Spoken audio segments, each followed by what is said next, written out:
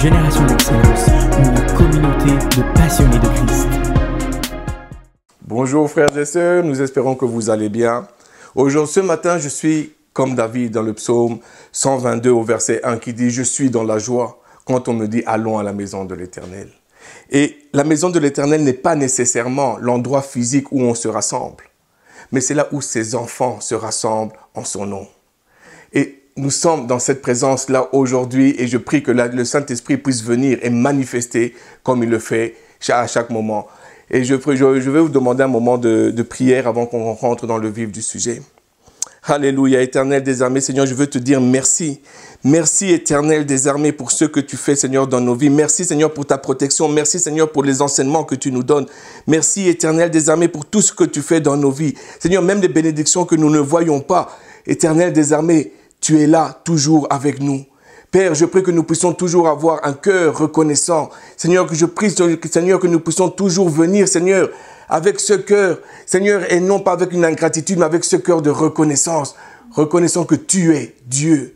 Avant toute chose, tu es notre Dieu, tu es notre Papa. Et Seigneur, nous sommes juste les bénéficiaires, Seigneur, des bénédictions que tu as pour nous. Et je prie, Éternel des armées, que tu prépares le cœur, Seigneur, de toute personne, Seigneur, qui va entendre ce message.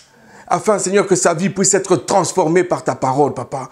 Mais je prie, Seigneur, pour ton serviteur, afin que, Seigneur, que ce que je veux dire ne puisse pas sortir, Seigneur, de mon intelligence, de ma propre opinion, mais que tout ce qui va être dit, Seigneur, puisse sortir de toi, Papa. C'est dans le nom puissant de Jésus que j'ai prié. Amen. Amen. Veuillez tourner avec moi dans Romains 12, 17 à 21. Ne rendez à personne le mal pour le mal. Recherchez ce qui est bien devant tous les hommes. S'il est possible, autant que cela dépend de vous, soyez en paix avec tous les hommes. Ne vous vengez point vous-même, bien-aimés, mais laissez agir la colère, car il est écrit « À moi la vengeance, à moi la rétribution, dit le Seigneur. Mais si ton ennemi a faim, donne-lui à manger. S'il a soif, donne-lui à boire. Car en agissant ainsi, ce sont des charbons ardents que tu amasseras sur sa tête. Ne te laisse pas vaincre par le mal, mais surmonte le mal par le bien. » Amen. Amen. À la suite de la lecture que je viens de faire, vous devinerez sans doute où est-ce que je me dirige. En effet, le Saint-Esprit aimerait attirer notre attention sur la vengeance, ou je pourrais dire sur le désir de vengeance. Qui parmi nous n'a jamais été effleuré par l'idée de se venger? Ou encore mieux, qui d'entre nous n'a jamais eu envie de rendre à l'autre le mal qui lui a été fait? C'est en nous, c'est lui, un jour, il va le payer. Lui, il y a quelque chose qui m'a fait, je ne pourrai jamais l'oublier. On a toujours cette tendance, on y pense, c'est là en nous. Peut-être qu'on ne va pas le dire, mais on y pense. Frères et sœurs, il nous est arrivé de subir des situations où nous avons été trahis par des êtres chers. On a été rejetés par des personnes à qui on a tout donné. On a été humiliés, on a été rabaissés, on a été critiqués. Il y a eu des fausses rumeurs qui sont sorties sur nous. On a été offensés injustement. Nous avons tous subi, à un moment donné, des torts dans notre marche, dans notre vie. On a tous subi des torts. Certains étaient plus tragiques que d'autres. Mais ça reste des torts, ça nous fait mal. On vit ça intensément. Mais devant ces torts, le seul désir que nous recherchons, le seul désir que nous voulons, c'est que l'autre paye pour ce qu'il a fait. Qu'il soit puni, qu'il soit châtié pour ce qu'il a fait. C'est la douleur qu'on a, c'est ce désir qui est en nous. Peut-être qu'en ce moment, pendant que je suis en train de parler, je suis en train de réveiller chez certaines personnes une douleur, une profonde douleur. Peut-être que je suis en train de réveiller une peine profonde due à un mal que quelqu'un vous a fait. Et où vous avez l'impression que ça n'a jamais été payé, que la personne n'a pas été punie. C'est un mal qui reste là. Amen. Mais vous souhaitez tellement que la personne paye pour ce qu'elle a fait. Nous avons grandi avec cette parole, œil pour œil, dent pour dent. Et plusieurs justifient leurs pensées, leurs actions par rapport à ce verset. Ah non, mais il est dit dans la Bible, œil pour œil, dent pour dent. Quand une personne nous fait du mal, notre première pensée souvent vient à la vengeance. Comment est-ce que je peux faire pour le remettre ce mal-là? Parce qu'il est dit, œil pour œil, dent pour dent. Comment remettre la douleur que nous avons eue due au mal que la personne nous a fait? Qu'est-ce que je peux faire? Le désir de vengeance est naturel dans la vie de l'homme. Il est naturel et il est compréhensible. Que nous soyons chrétiens ou pas, nous avons une attente. C'est qu'un tort doit être, comment est-ce que je pourrais dire ça, payé. Un tort doit être, un mal doit être puni. Un tort doit être réparé. Justice doit être faite. Il faut qu'il y ait une justice. Et lorsque nous avons l'impression que la justice n'est pas faite, lorsque nous avons l'impression que le tort n'est pas réparé, nous avons l'impression que le mal n'a pas été puni, alors au fin fond de nous, nous sentons ce besoin de nous venger nous-mêmes. Et ça commence à tourner dans notre tête. On commence à avoir des sentiments qui sont contraires à l'amour. Bien que comment je pourrais dire ça, bien que notre désir soit légitime, le passage que nous venons de lire nous enseigne clairement que la vengeance n'est pas notre partage. Ce n'est pas à nous de nous venger. Amen. Amen. Et cela peu importe le mal qui nous a été fait, frères et sœurs. Il n'y a pas un mal qui justifie la vengeance et un autre mal qui ne justifie pas la vengeance. Peu importe le mal, la vengeance n'est pas notre partage. La vengeance ne fait pas partie de ce que notre Père Céleste attend de nous. Il s'attend à beaucoup mieux de notre part. Le verset 19, allons dans le verset 19, qui nous dit ceci. « Ne vous vengez point vous-même, bien-aimés, mais laissez agir la colère, car il est écrit, « À moi la vengeance, à moi la rétribution, dit le Seigneur. » Amen. Amen. En tant que chrétien, se venger, châtier soi-même ceux qui nous font du mal est fortement interdit. On n'a pas le droit. On n'a pas d'excuse. On n'a pas de justification pour pouvoir le faire. Nous pouvons éprouver le désir de nous venger. Nous pouvons ressentir le besoin de le faire. Mais nous ne pouvons pas passer à l'acte. Laissez-moi vous dire pourquoi. Premièrement, on n'a pas le droit de décider de la sentence. Et deuxièmement, on n'a pas le droit de passer à l'acte. Pourquoi? Parce que la vengeance appartient à Dieu. Ne nous appartient pas, mais elle appartient à Dieu. Elle est du domaine céleste, elle est du domaine divin. Lorsque nous nous vengeons, nous nous mettons à la place de Dieu. Nous sommes en rébellion envers le Seigneur. C'est comme, Seigneur, tu n'es pas assez juste pour me venger, laisse-moi me venger moi-même. Et on se met en rébellion contre l'autorité divine. Et nous sommes en train de pécher à ce moment-là. Seul Dieu se réserve le droit de juger et de punir. Il dit, à moi la vengeance, à moi la rétribution, dit le Seigneur. Pourquoi? Notre nature pécheresse voile notre jugement. Et puisque notre jugement est voilé, notre but n'est pas nécessairement de faire justice au mal qu'on a subi, mais c'est de rendre le mal pour le mal. Mais ce n'est pas ce que le Seigneur nous demande de faire. Il ne nous demande pas de rendre le mal pour le mal. Nous n'allons pas rendre la justice de Dieu, mais seul Dieu est juste et peut rendre justice. Amen. Amen. Mais quand on se rebelle, nous devenons une fabrique de mal. C'est que tu me fais mal, je te fais mal. Tu me fais mal, je te fais mal.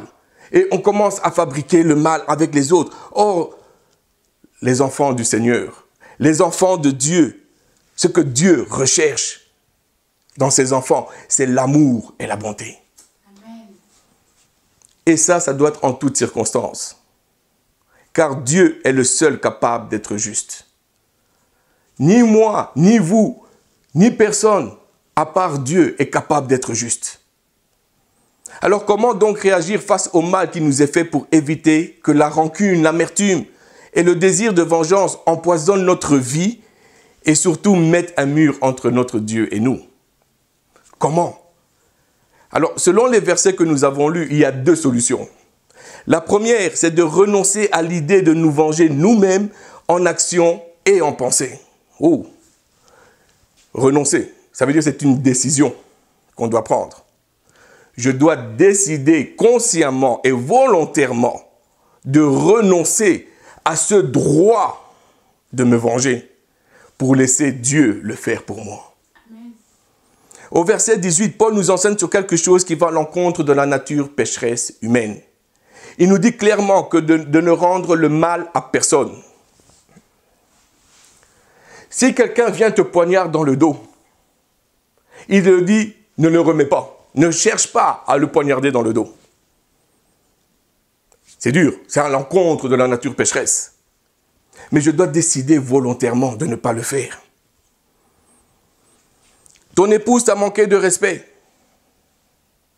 Qu'est-ce que tu vas faire? Elle t'a manqué de respect ou ton époux t'a manqué de respect en public. Qu'est-ce que tu vas faire? La première chose, tu auras tendance à remettre ça. Tu vas attendre une bonne occasion pour pouvoir remettre afin que la personne puisse ressentir la même chose. Mais la parole te dit de ne pas le faire.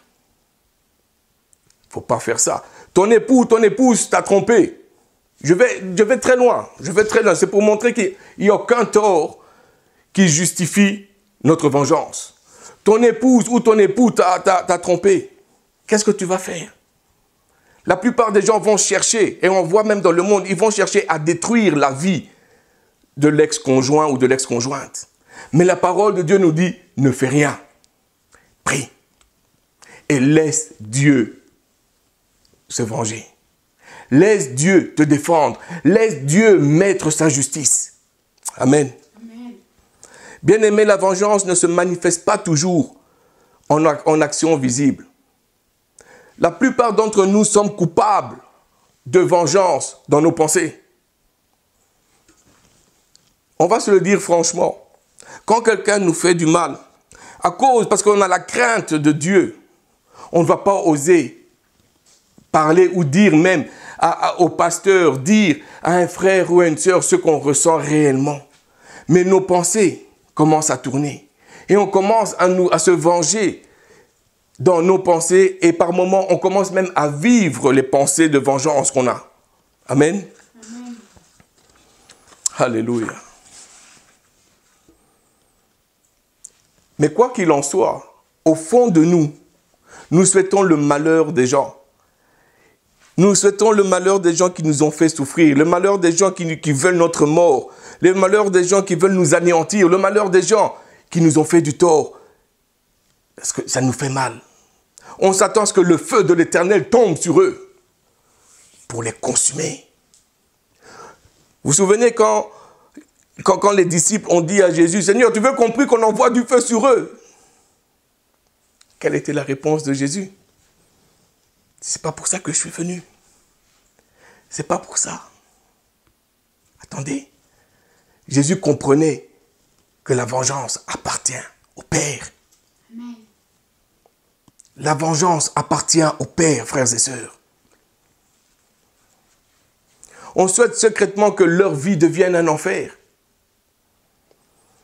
Par exemple, quelqu'un de chair vous a calomnié, quelqu'un de chair vous a rabaissé, quelqu'un de chair vous a humilié, a raconté toutes sortes de choses.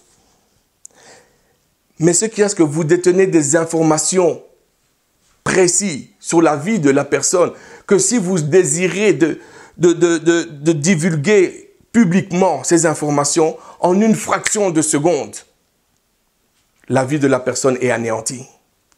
Mais parce que vous avez la crainte de Dieu, vous décidez de vous taire. Vous décidez de ne pas divulguer ces informations-là. Mais vous dites, je me remets à la justice de Dieu. Et vous vous attendez à ce que Dieu fasse quelque chose. Que Dieu mette sa justice. Et quand vous entendez qu'il y a eu quelque chose, que cette personne a eu un pépin dans sa vie, il y a comme une petite joie qui se fait en nous. Il y a comme un petit sourire qui sort de nous. On est... ouais. Ben écoute, je veux bien, mais avec ce qu'elle m'a fait, la personne l'a mérité. Hein? Que veux-tu que je fasse? C'est triste, mais bon, c'est comme ça.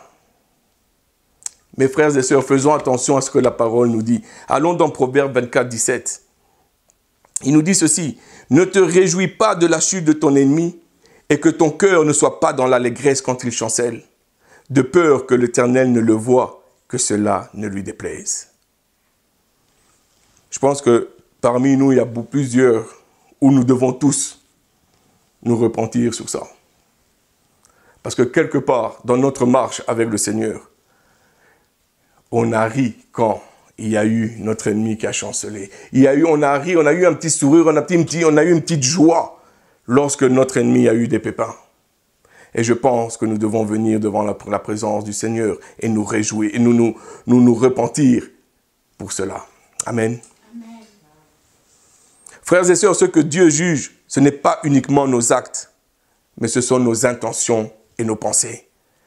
Nos pensées doivent être pures envers nos ennemis, pures envers ceux qui nous ont fait du mal, pures envers ceux qui veulent nous détruire. Nos pensées doivent être pures. Peu importe l'offense qui nous a été faite, la première étape, c'est de rejeter l'idée de rendre la monnaie de sa pièce. C'est ma responsabilité, votre responsabilité de rejeter cette idée-là. Elle va venir, mais parce qu'elle vient, on a le nom qui est au-dessus de tout nom. On a le nom le plus puissant. Et on vient, on dit au nom de Jésus-Christ, je rejette cette idée de vengeance. Amen. Alléluia. Amen. Alléluia. On veut que cette personne ne puisse pas être frappée de malheur. On veut que cette personne puisse être bien. On veut la bénir. On veut prier pour elle. Et même si elle nous a blessés, peu importe l'intensité par laquelle elle nous a blessés, peu importe la grandeur du tort, ce que nous devons rechercher, c'est de bénir parce que la parole nous le demande. La Bible nous dit, ne rendez à personne le mal pour le mal. Rendez à personne le mal pour le mal. Mais comment renoncer à l'idée de nous venger? C'est la question que je me suis posée. Comment renoncer à l'idée de nous venger? La réponse est tellement simple. En se remettant à Dieu lui-même. Seul Dieu peut nous aider à renoncer à cette idée de nous venger. Seul lui. Amen. Amen. Ceux qui font du mal doivent répondre de leurs mauvaises actions, frères et sœurs. Et seul notre Seigneur pourra rétribuer tout un chacun à sa juste valeur. Lui seul est notre justice. Seul Dieu. Oh, alléluia. Alléluia. Le Créateur est ma justice. Le Créateur, celui qui m'a créé, celui qui m'a formé, celui qui a tout créé, le Dieu Tout-Puissant, il vient et dit, laisse-moi être ta justice. Parce que ma justice est supérieure à la tienne. Ma justice va te donner la vie, ma justice va te bénir. Mais si tu te venges seul, tu vas te maudire. Tu vas sortir de mes voies et tu vas te rebeller contre moi. Laisse-moi être ta justice. Amen. Alléluia. Vous vous attendez peut-être à ce que Dieu brise le nouveau foyer de votre ex-époux ou votre ex-épouse parce qu'ils vivent bien et il vous a fait du mal. Mais vous voyez que le Seigneur est en train de les bénir. Et qu'est-ce que ces personnes-là ressentent? On va penser que Dieu ne nous fait pas justice. Vous voyez des personnes qui vous ont calomnié, qui vous ont critiqué, qui ont voulu vous détruire ou détruire votre couple. Comment est-ce que vous vous ressentez? Et vous voyez qu'eux continuent de progresser, que tout va bien pour eux. Laissez Dieu être votre justice. Laissez Dieu être votre justice. La justice de Dieu ne regarde pas à nos intérêts seuls, frères et sœurs. Elle regarde à toutes les âmes. Nous avons tous péché, tous. Et nous avons tous besoin de la grâce divine. Laissons Dieu être juge. Ne nous rendons pas coupables de rébellion en voulant faire ce qui lui revient de droit.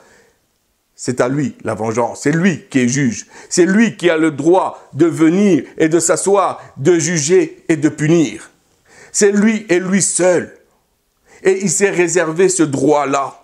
Il dit, c'est moi qui juge. Le livre d'Apocalypse nous dit qu'à la fin des temps, c'est l'agneau qui va être assis, qui va juger, qui va séparer le blé de l'ivraie. Frères et sœurs, ne prenons pas la place de Dieu.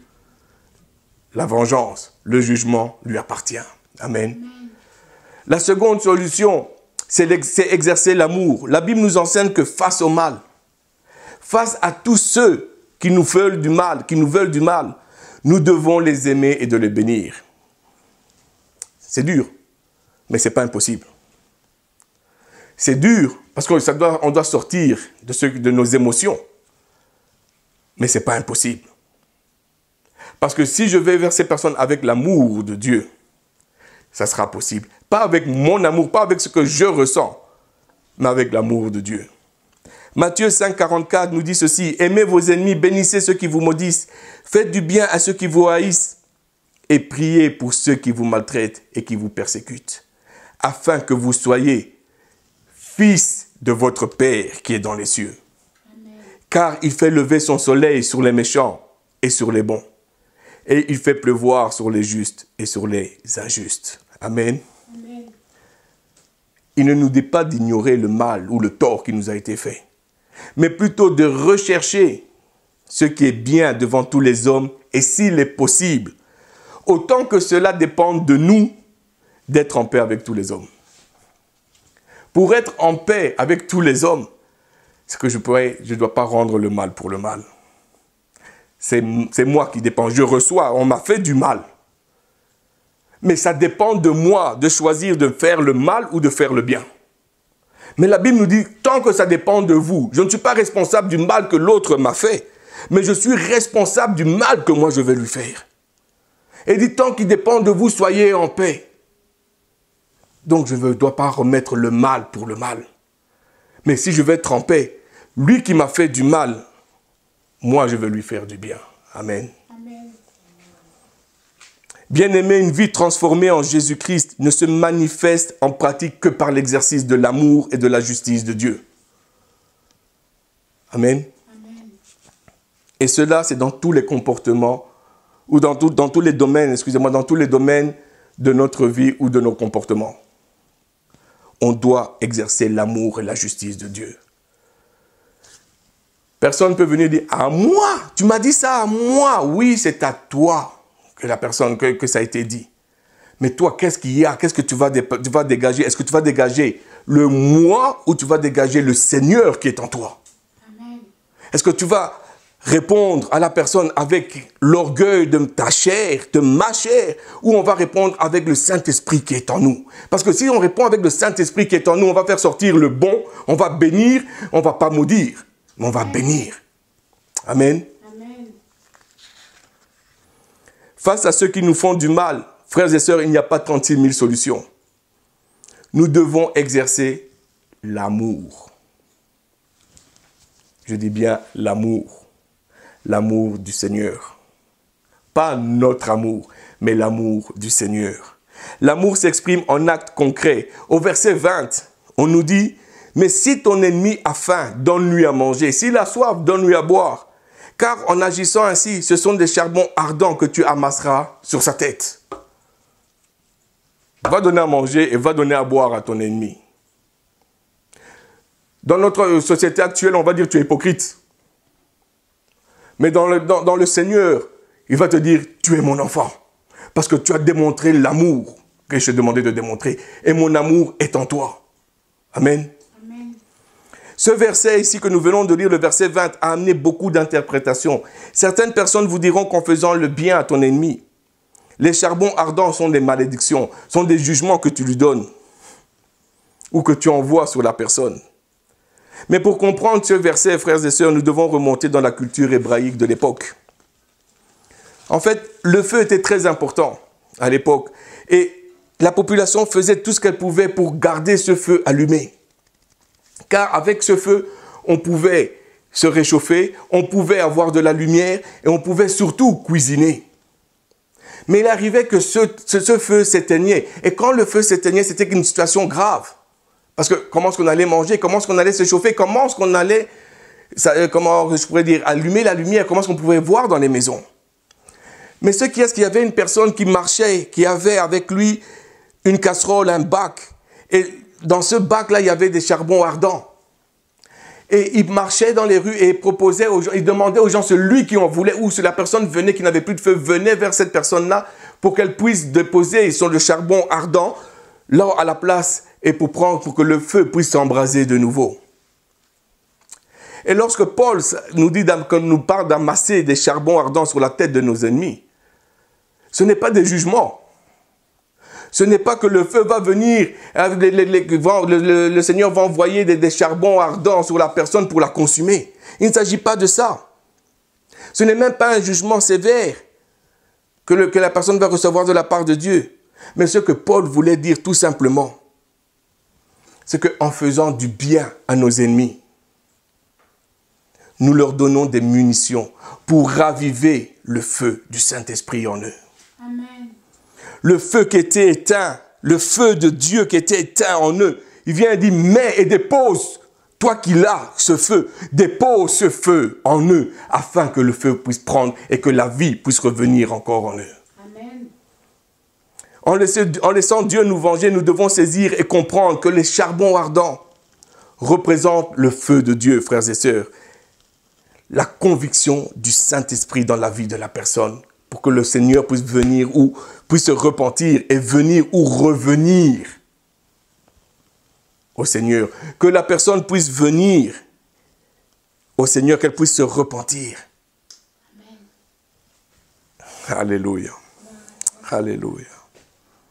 Merci Seigneur. En d'autres termes, laissez Dieu me venger, sauve une âme qui allait en enfer. Il ne s'agit pas de nous, mais il s'agit des autres. Il ne s'agit pas de ce que nous, on veut, de notre intérêt, mais il s'agit d'une âme. Et si Dieu m'utilise pour une âme, je suis béni. Si Dieu m'utilise pour sauver une âme, je suis béni. Et peu importe le chemin par lequel il va utiliser, je reste béni. Amen. Tant et aussi longtemps que je démontre l'amour et la justice de Dieu. Amen. La plupart des personnes qui nous ont fait du mal, frères et sœurs, ou qui parlent en mal de nous, généralement ces personnes sont jalouses ou elles nous envient. Pourquoi est-ce que je dis ça? Pour la bonne et simple raison qu'une personne qui nous veut du mal, ou qui essaie de nous... comment est-ce que je pourrais dire ça? Une personne qui nous veut du mal, essaie de nous attirer vers le bas, là où elle est. Mais une personne, nous on est tout dessus. Parce que pour qu'une personne nous tire vers le bas, ça veut dire qu'elle est plus bas. Et elle nous tire par le pied. Mais Paul nous dit ceci. Pour pouvoir résister, il dit non, vainc le mal par le bien. Ce qui veut dire que prends la personne qui essaie de te tirer vers le bas, prends la personne, tire-la vers le haut, proche du Seigneur là où toi tu es. Amen.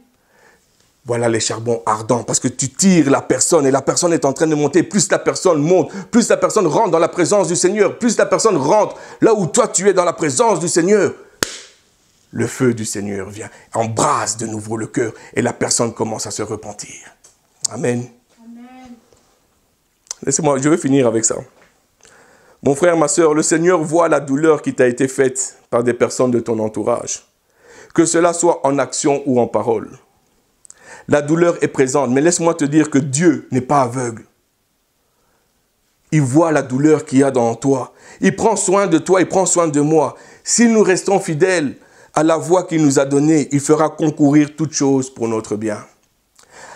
Vous savez, Abraham, malgré tout ce que son neveu Lot lui avait fait, il n'a jamais dégagé de la haine envers Lot.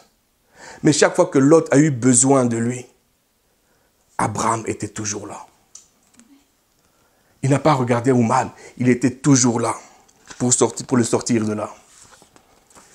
David, c'était la même chose. David a eu toutes les bonnes raisons de se venger de Saül. Saül le poursuivait pour le détruire, pour le tuer.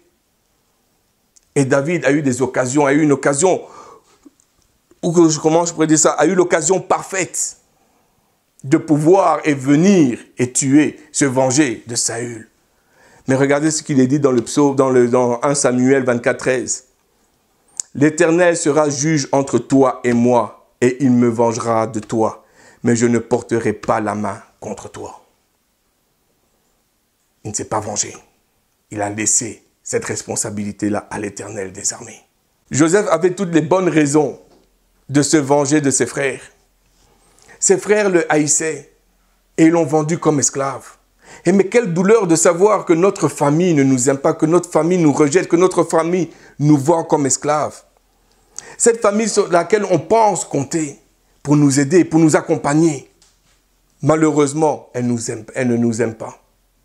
Imaginez-vous cette douleur. Alléluia.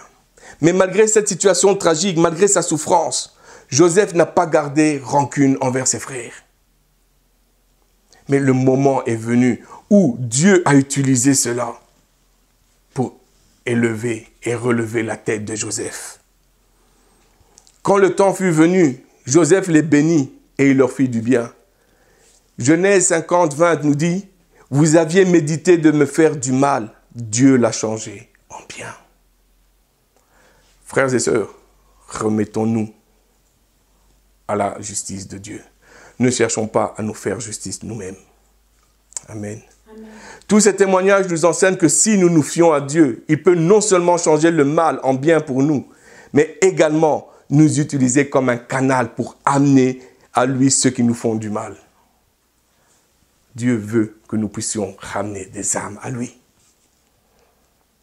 Dieu n'est pas la cause du mal, mais par contre, il peut s'en servir pour accomplir ses desseins. Il peut s'en servir, ce que l'homme a programmé comme mal en nous. L'Éternel peut venir et changer ça en bénédiction. On l'a vu avec Joseph. Amen. Bien-aimés, gardons l'amour fermement et ne nous laissons pas vaincre par le mal. Car c'est par l'amour que nous pouvons vaincre le mal qui nous a été fait.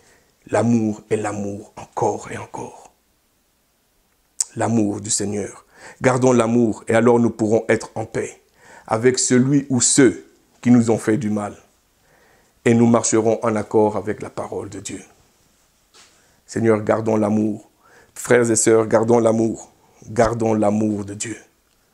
Ne cherchons pas à nous rendre justice, mais faisons confiance au Seigneur. Lui va nous faire justice. Que le Seigneur vous bénisse. Amen. Amen.